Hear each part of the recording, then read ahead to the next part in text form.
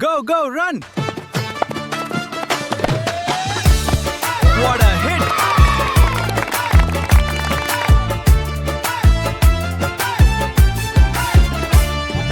පිස්සු හැදෙන ක්‍රිකට් ගැහුව ඒ කාලේ මතකද? ආසීසි පොතේ නැති අපේ නීති මතකද? පොල් පිටි විකට් අරන් රරන් රබර් බෝලට ගැහුව ඒ කාලේ තිබුණු ෆන් එක දැන් කොල්ලන්ට කොහොමද?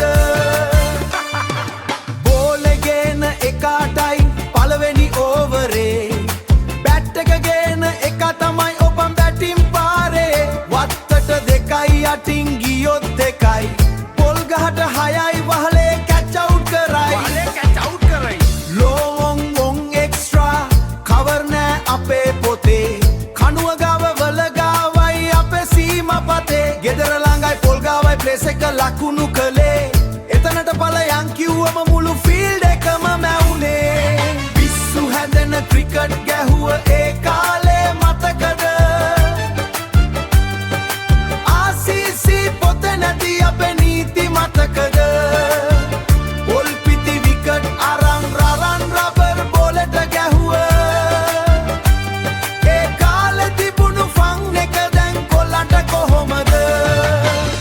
ලකුණු ලියන එක තමයි ලොකුම ගණන්කාරයා 7-8-20 තිය කරපු මැජික් කාරයා මොහොරා තමයි එදා අපේ හොඳම අම්පයර් අපේ ටීම් එකේ එක නම් කවදාවත් නෑ අවුට් කරන්නේ බනින ඇන්ටිගේ වත්ත අපිට යුද කලාපයක් බෝලේ වැටුනොත් ඉවරයි ඒක අවුට් පාරක් 6-7 වෙද්දී අම්මා එයි පිටනිය ළඟට නම කියලා කෑ ගහ යන වෙයි හනිකට හිල්වුණ රඹර් බෝලෙට රෙදි කෑලි එඹුවා මතකද?